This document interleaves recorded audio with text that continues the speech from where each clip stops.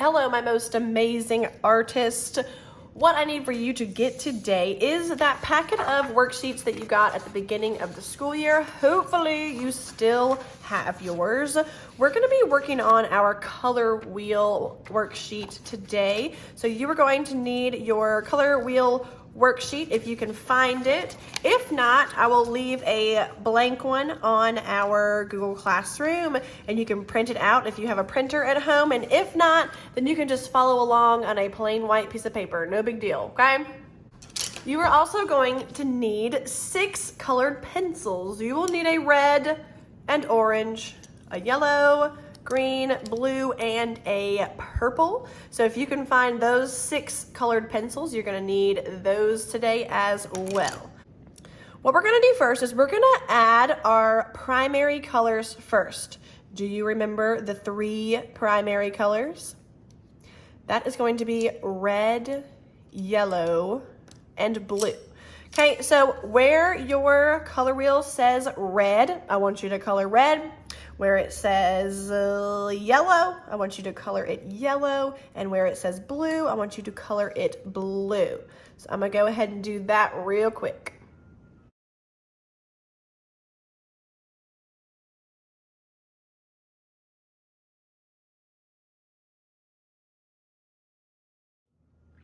Okay, once you have your red, yellow, and blue, your primary colors filled in, now we're gonna add our secondary colors. Now, the secondary colors are the colors that you get when you mix 2 primary colors together. So, the reason why orange on the color wheel is between red and yellow is because if you mix red and yellow together, you get orange. The reason why green is between blue and yellow is because if you mix blue and yellow together, you get green.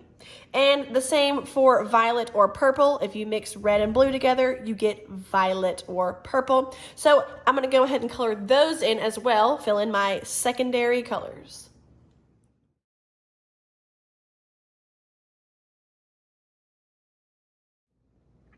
Okay, so now we have filled out our primary and our secondary colors with our colored pencils. And what we're gonna do for our other colors is we're gonna mix 2 of our colored pencils together to mix that other color.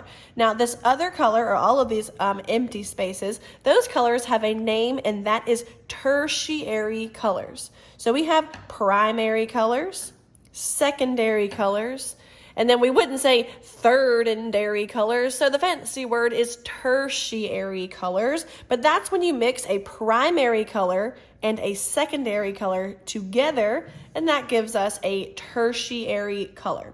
So to do this, what you will do is you will pick your primary color, and you are going to color in that space. And you'll notice that I'm kind of coloring it lightly because we don't want to press down hard because the color is not just red. We have to add the orange in there as well. So I'm going to lightly put my red, and then I can layer and put the orange on top. And it's not going to be perfect like if we were mixing with paint, okay? But it will give us that color mixed together, those 2 colors mixed together, the red and the orange. And we can see a difference between this, and this. When you mix red and orange together, it makes red-orange. So we're gonna do that for the rest of our tertiary colors by laying down your primary color. See, I'm gonna, so we're gonna lay down our primary color first.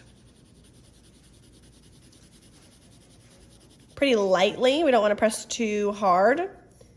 And then you'll layer on top of that the secondary color. And they will mix together as best as you can with colored pencils, you know. It would be a lot easier to see this new color if we had paint, but we can still see that different color between the orange and the yellow. So I'm gonna finish up the rest of my tertiary colors.